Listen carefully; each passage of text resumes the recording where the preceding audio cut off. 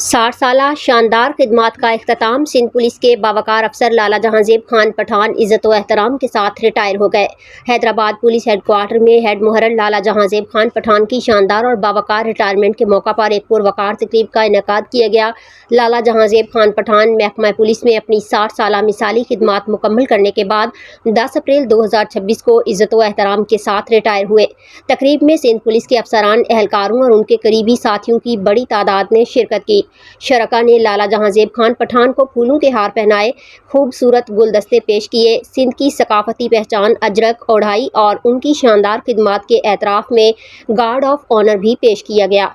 इस मौका पर RI police line inspector Salman Mubeen, inspector Shoaib, MTO Hyderabad, head मुहर्रर हेडक्वार्टर हबीब गद्दी, नदीम खान, शहरोज़ अहमद, नदीम खान, वाजिद खान, जावेद अब्बासी, जुल्फ़कार मंगी, Ayub पंभर, DSP raider Abdul Latif, head मुहर्रर Hussainabad Tariq जट, राव अनवार, वाजिद खान समेत दीगर अफसरान एहलकार मौजूद थे।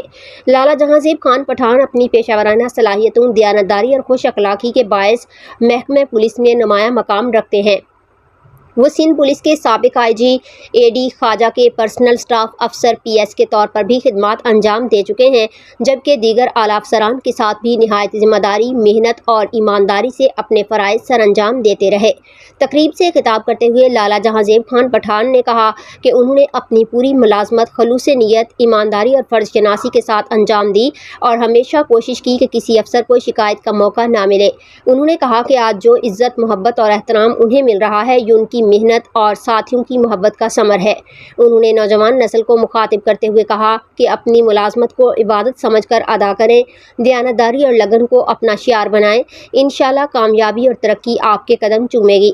आखिर में लाला जहांजेब खान पठान ने तमाम अफसरान, साथियों और जवानों का शुक्रिया अदा किया, जिन्होंने हर मोहल्ले पर उनका साथ दिया। तकरीब के अख्तिताम पर उन्हें इंतहाई पुरवकार अंदाज में रुखसत किया गया, जबकि शरका ने फूलों की पत्तियां निछावर करके उनसे मोहब्बत और एहतराम का इजहार किया।